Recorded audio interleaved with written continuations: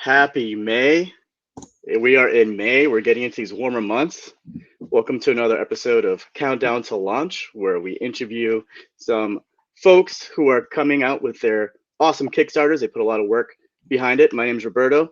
I run Sheer Boredom Table Talk, another small YouTube channel if you want to check that out. But we're not here to talk about me today. We're here to talk about Shelby Matusik and his upcoming game, Lonely Undead, which theme-wise, zombies are number 3 on my list of what I'm terrified of. So I'm already like super stoked. I like having the fear. I like it a lot. Yes. How you doing today? I'm doing great. I'm doing fantastic. Thanks so much for having me. Yeah, nothing instills more excitement and drive than fear. Right. As stoke, like, oh, I'm afraid of this. Let's get into it. Yeah. Absolutely. And actually, first question: did you go with the theme because you were scared of zombies?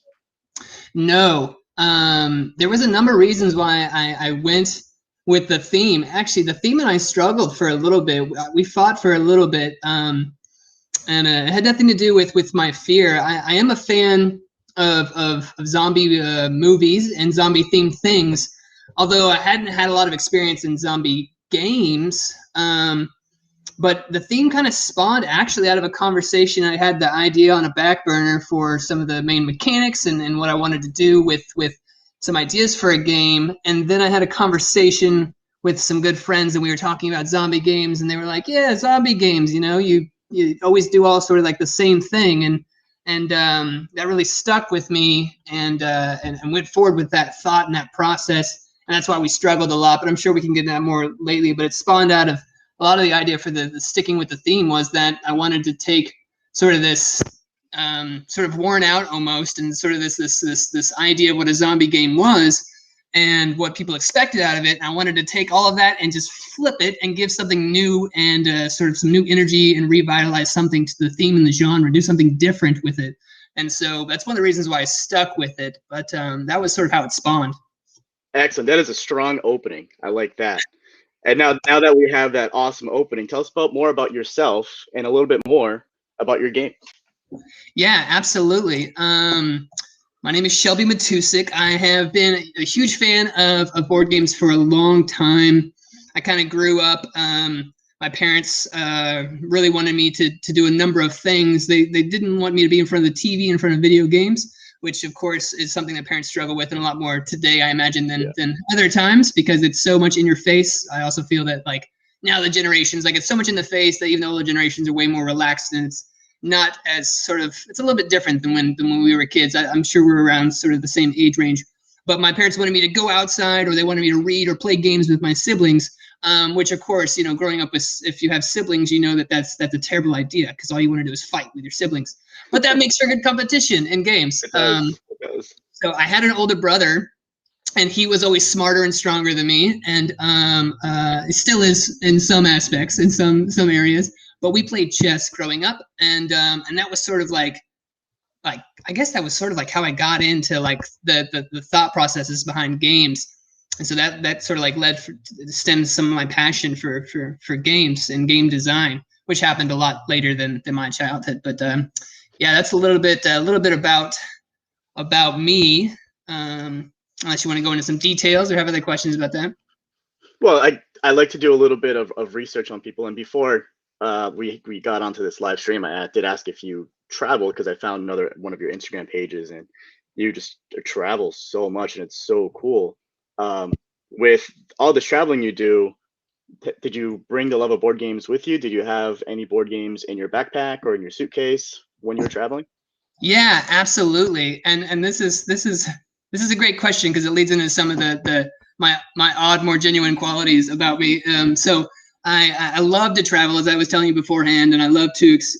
Part of the reasons that I believe that I'm truly here is to experience as much as possible before I leave this place and in this existence.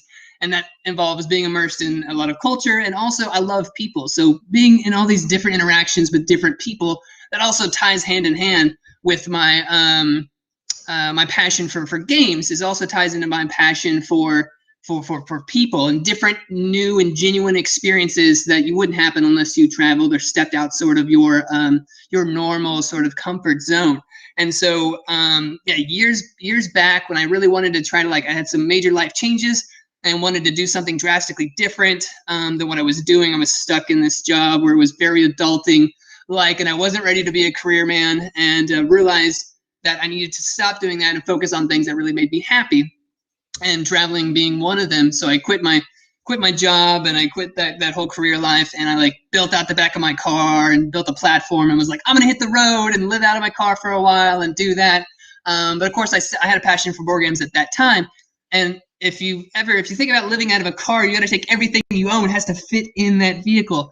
And so that's when I started taking. And this actually led to a lot of sort of my values that surround games. I started taking the things that were in all the boxes. People love boxes and love shelfies and love seeing the big beautiful boxes like what you got behind you. And I took all that stuff out of the boxes, and I put them in little Ziploc baggies inside of Ziploc baggies, and then I put those in my backpack. And so I have a game backpack. And I must say, I'm not trying to brag about it, but it's pretty impressive. There's over 20 titles in my game backpack. It weighs 40 pounds. That's cool. That's cool. What you do with the instructions? What about the rules? Fold them up in the little squares and stuff them in the bags. Okay. Yes. All yes. Right. Awesome. So all right. So do you have a memory of a game that you played with scenery around you? Because I've seen you do handstands. I was saying on the side of the world, you were in a canyon of some sorts, and there was just beautiful rock faces everywhere. Yeah. Do you have a specific memory like that? I have had a couple memories like that. I mean, I've had I do a lot of time with the traveling, in the backpack, and then I kind of briefly talk a little bit about working in tourism up in Alaska, and I do narrative transit for cruise companies and do these tours on the land in a big bus. And sometimes I'm on the road for up to 9 days or whatever, or more than that. And so I often will pack a couple small 2-player games in my bag, and then end up playing those in weird places, or go on camping trips and end up packing 1 or 2 small games in my bag. I have memories of playing cards in a cave when there's a storm going on outside and a campfire and the lights kind of bouncing off the cave walls, kind of this sort of rustic caveman experience. That picture that you're referring to, that's actually in Moab, in Upper Canyonlands, Island of the Sky area, looking down to the canyon. And I did actually play a game sort of close to that area too, on the cliff line. The only bad thing, I love to be outside and I want to incorporate games into being outside. The only bad thing is the wind. If you have any game with cards and a wind comes by, ooh, I'll go nuts. It's one of my OCD things. The card will blow a little bit, and I'm like, we can't play. The deck's got to be perfect at all times. Yes, absolutely. Cool. So with all this life experience with the games and travel, how did you get into game design? Yeah, so I've always been a big fan of design in general, and I was real big into art and creative writing and all these creative outlets. I've played music and loved to write when I was in college. I was into slam poetry for a while and did improv for a little bit. I've always been really, really fascinated with any sort of creative outlet I can sort of grab a hold of. My personality grabs a hold of it and just fully invests in it pretty heavily until I run out of money or something else catches my eye and it twinkles and I move over here, like a little OCD cat. But sometimes those passions and those outlets stick with me more than others, and they sort of evolve or get stronger, or in this case, turning into more of almost like a career option or choice that I'm kind of streaming for, or looking towards, taking a passion and streaming a hobby into something that could possibly be something I do for a living, which is what the dream is, right? To take something that you love to do and try to financially sustain yourself with that. And so, yeah, I was real big into games and playing games with my friends. And I was I remember the first time it happened, it was a stormy day, hanging out with friends. And we were talking about games and playing this and that. And I think maybe we'd even maybe had a couple beverages because we were stuck inside. And I was just let's just make our own game, and pulled a bunch of pieces of paper and just started writing, made cards and just started writing things on the cards that were just actions that had points that tied to them. I just called it the game, and you would just draw cards and do whatever it said. Super basic and simple. And that's when I did that, I was that's so much fun. And then started getting more involved in games and the ideas of mechanics. I started to get obsessed with how games operate, how certain mechanics do certain functions. And then I started to try to develop other games.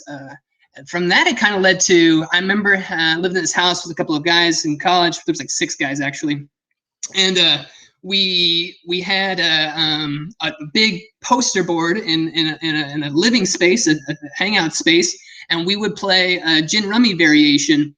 And we had house melds that we made up like over time, and they were written up on this big board. And if you won one of the hands of the gin rummy, then you get to pick the next house meld. And it was a number of things, and we had cool, fun little, like, the menage a trois was if you had a king and 2 queens, then you can zero that out, you know, and things like that. You know, we created our own melds. So that was a lot of fun, and it just kind of evolved from there into more dense and more, like, more involved thought processes to develop games on my own. And here you are getting ready to launch your very first Kickstarter campaign. I know, man. That's weird. Wild times. I do want to pause. I do have someone on Facebook said Shelby is going to crush this campaign. Crush in capital letters. It has been wonderful to see the progress from scratch to where it has come. Good luck, my friend, from Devon. Devon Milton, yes. He's a very enthusiastic man. I love him. I love what he's got going on. He's new into the design scene as well, and he's kind of grabbed a hold of this community and is super passionate and enthusiastic. And I think that's really important. People kind of feed off that and drive off that. So his involvement has been encouraging as well.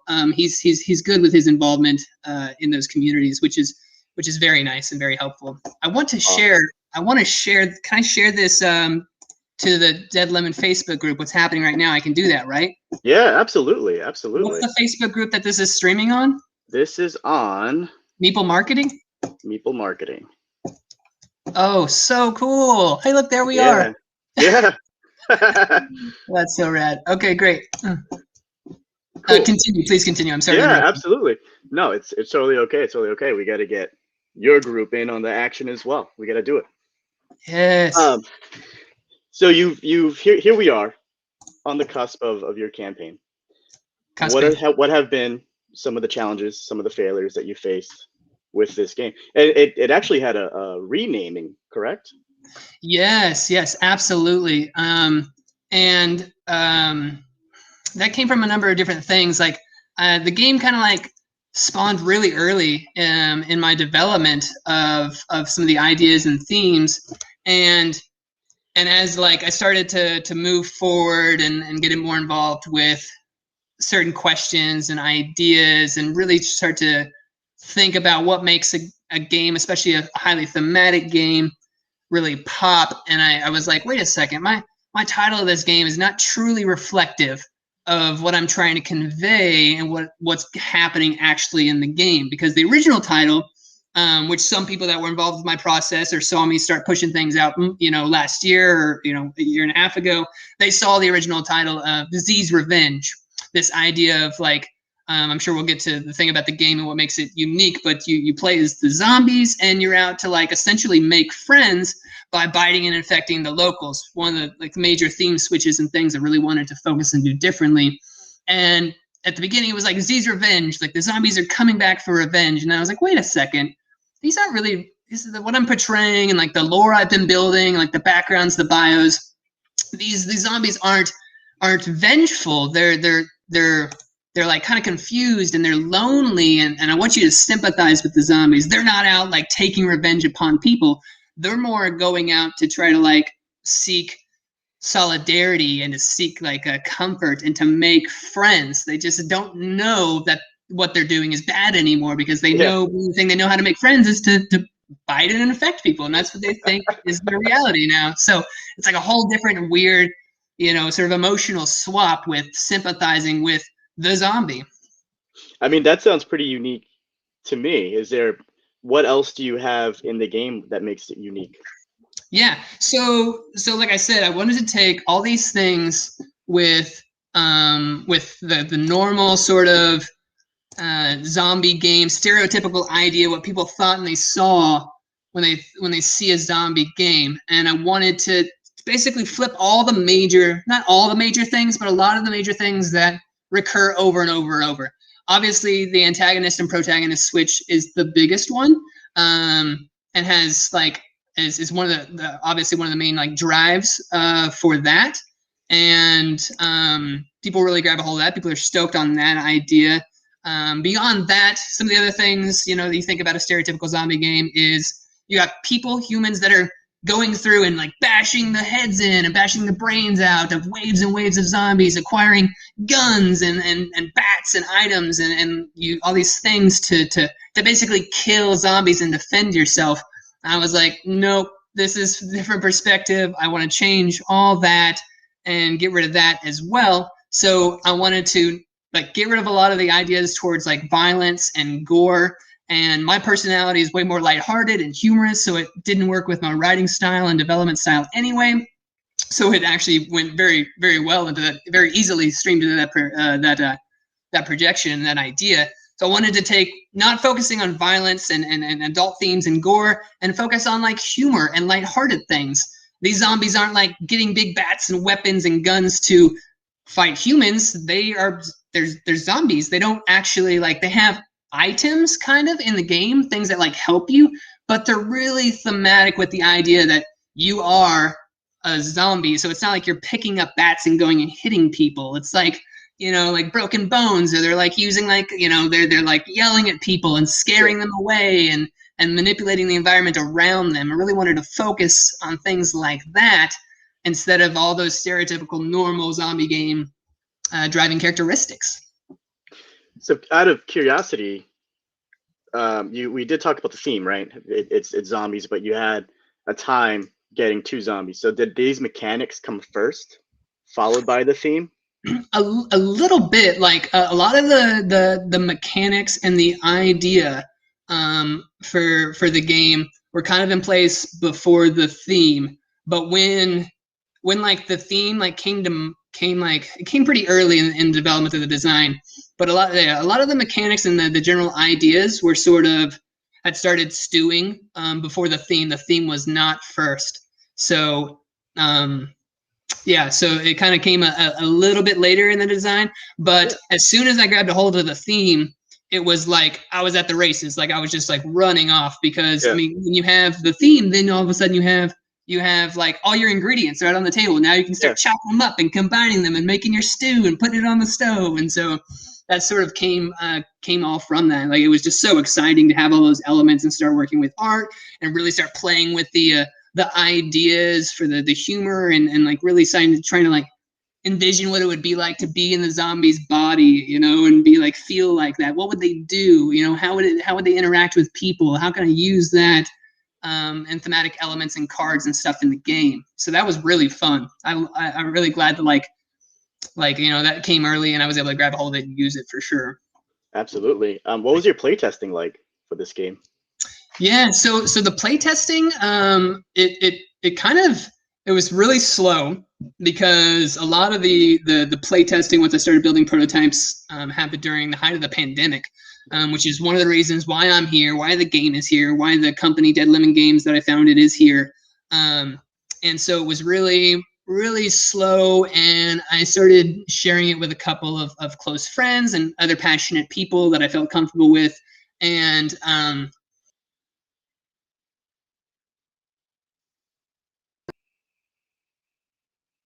Did we lose him? Are you there? Come on back to us.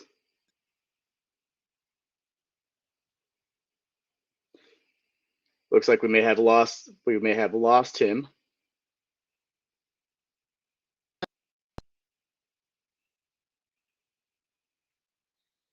Pulling for you. I'm pulling for you. Come on in. Come back to us.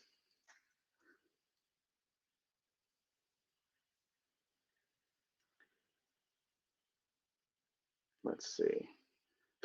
Shelby is in deep thought. Yes. Okay, so we have some connection issues. I'm going to end the stream, and we'll be back shortly once we figure out what's going on to finish up with Shelby and the Lonely Undead. But we'll be back shortly.